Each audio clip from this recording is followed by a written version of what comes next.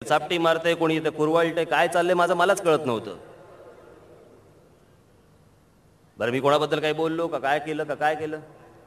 मी आपला महाराष्ट्रात फिरतोय.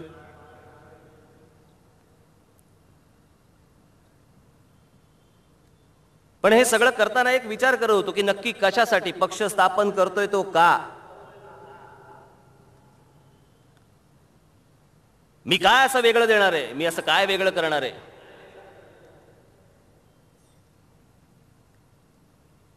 आज एवढ्या अपेक्षेने सगळेजण तुम्ही आलात, त्याच्यावरती पण असतंच ही काय बघायची गर्दी. उत्सुकतेपोटी लोक येतात, पहिल्या गर्दीला सगळ्यांनाच जमतात, नंतर बघू तर हे टिकवतात का? एक गोष्ट सांगतो, ते नंतर बघू का ते वगैरे वगैरे माझ्याकडे नाही. हे असं बोलत फक्त तुम्ही राहणार आहात आणि मी महाराष्ट्र पादाक्रांत करून तुम्हाला सगळ्यांना दाखवीन.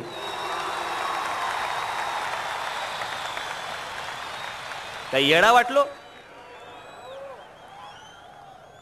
अशा प्रकारचं पाऊल उचलताना काय मी 10 वेळा 100 वेळा विचार केला नसेल, 1000 वेळा विचार केला नसेल की मी कोणतं पाऊल उचलतोय?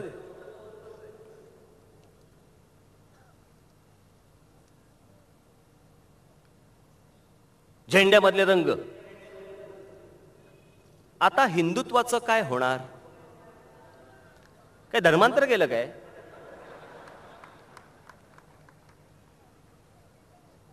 कशासाठी चिंता पडली आहे?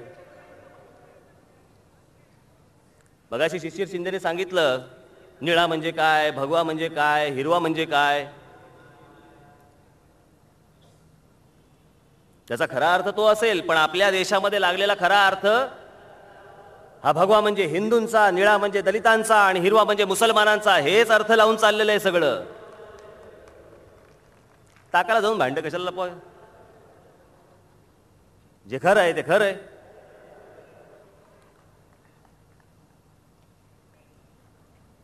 बोलायचं पण दाखवायचं नाही म्हणजे काय?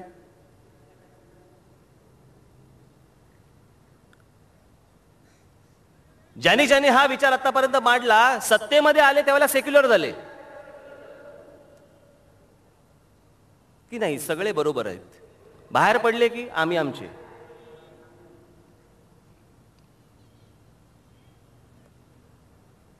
मी पहिल्यांदाच ठरवलेलं आहे की होय, मी महाराष्ट्राचा, महाराष्ट्र माझा. महाराष्ट्राच्या अस्मितेच्या आड येणाऱ्या कुठच्याही गोष्टीशी तडजोड केली जाणार नाही कोणत्याही परिस्थितीमध्ये.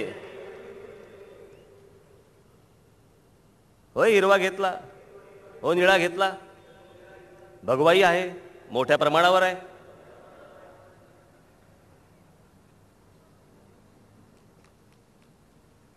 काही चुकीच्या लोकांसाठी, काही धर्मांध चुकीच्या लोकांसाठी म्हणून चांगले जे कोणी मुसलमान आहेत यांना तुम्ही नाकारणार आहात. अब्दुल कलामला तुम्ही नाकारणार आहात, इरफान पठाणला तुम्ही नाकारणार आहात.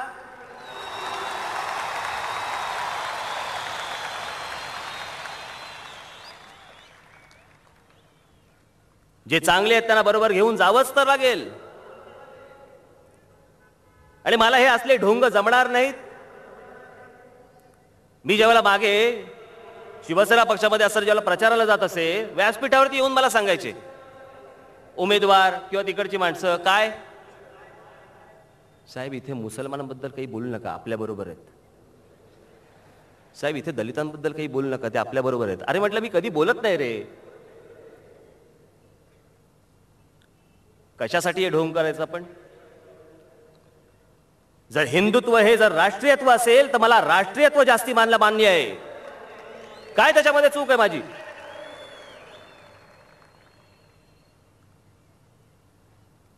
की लगेच आता सगळ्यांबरोबर जायला लागले. हे काँग्रेसी ढोंगी पण आहे ना, हे मला जमायचं नाही, बिलकुल करणार नाही.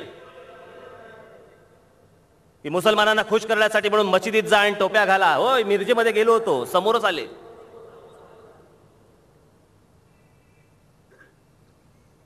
सगळे समोर आले, मला बोलले की नाही तुम्ही या दर्ग्याला भेट द्या. गेलो तिकडे, काय फरक पडला? पण त्या अख्ख्या दौऱ्यामध्ये फक्त एका ठिकाणी कुठेतरी गेलो मी, नांदेडला, तिकडे तुमच्या शिखांचं जे धर्मस्थान आहे आपलं, तिथेही गेलो. माझे अनेक मुसलमान मित्र आहेत, पहिल्यापासूनचे आहेत. एरवी कधी नेहमी त्यांच्याकडे जेवायला जातो, पण खास करून निवडणुकीच्या तोंडावरती इफ्तार पार्टीला जात नाही.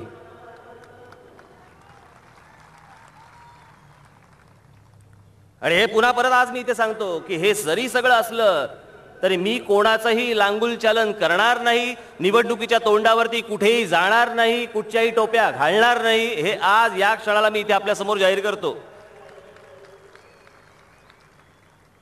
हे सगळे काँग्रेसची ढोंग सगळी. निवडणुका आल्या की मशिदीत जा, तिकडे इफ्तार पार्ट्या करा, टोप्या घाला, तेव्हा बाबासाहेब आठवणार आहे ना. एरवी काही नाही, शाहू, फुले, आंबेडकर नावं घ्यायची आणि आपल्याला हवं ते करायचं. सत्य म्हणून आपण कधी जाणून घेणार आहोत की नाही नक्की काय परिस्थिती आज, कोणती परिस्थिती आहे, कुठची परिस्थिती आहे, काही नाही. ते महाराष्ट्र म्हणजे राज ठाकरे म्हणजे अगदी ज्वलंत आक्रमक नेता, पण हे नाव काहीतरी वेगळंच वाटतं ना. आता आक्रमक म्हणून मी काय माझ्या मुलांची नावं त्रिशूळ आणि ढाल किंवा तलवारी ठेवू का, की मी स्वतः आक्रमक आहे म्हणून मुलांची पण नावं तीच. आणि हल्ली जरा बदललेले वाटतात, हे एक हल्ली असतं. जरा थोडा चेंज झालाय ना त्यांच्यात. चेंज होतो, माणूस मोठा झाला की बदलतो. तुम्ही कोणाला विचारता का 1 वर्षाचे असताना आपण गादीत मुतत होतात त्यावेळेला आपण अजूनही मुतता का हो?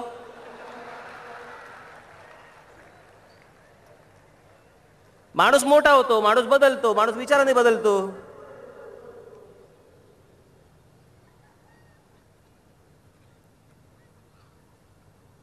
कुठच्याही गोष्टीला चांगला बदल हे प्रगतीचं लक्षण आहे.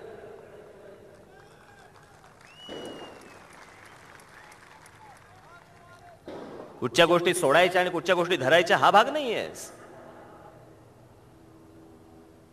निवडणुकांच्या तोंडावरती जी अक्कल सुचते ती एरवी का नाही सुचत? आणि मला पडलेला हा गेल्या कित्येक वर्षाचा प्रश्न आहे. आता त्याशी मला काही मुस्लिम बांधव मला भेटायला आले होते, घरी आले होते. मी त्यांना स्पष्ट मला हवी ती माझी भूमिका त्यांच्या समोर मांडली.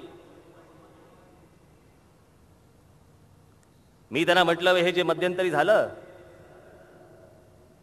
अख्ख्या जगभर काय काय ठिकाणी झालं, मुसलमान समाज मोठ्या प्रमाणावरती बाहेर आला. कारण काय होतं तर मोहम्मद पैगंबराचं व्यंगचित्र काढलं गेलं.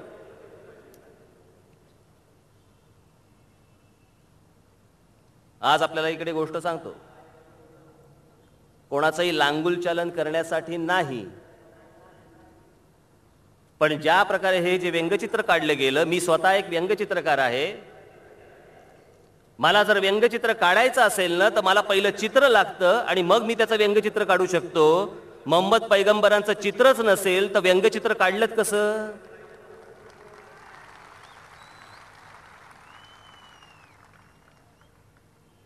मी म्हटलं ही चुकीचीच गोष्ट आहे.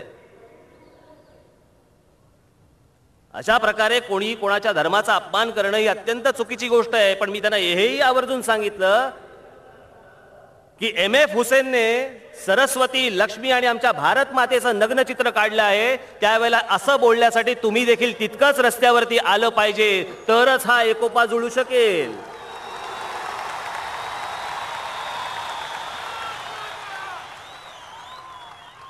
हे एका बाजूने नाही नुसतं होत, हे दोन्ही बाजूनी झालं पाहिजे. दलित बांधवांच्या बाबतीत नेहमीच ते आपले ठरलेले टिपिकल नेते, मेरे गो आज यहाँ पे फुलांचे शर्ट घालतात. दलित बांधव आहे तिकडेच आणि काहीतरी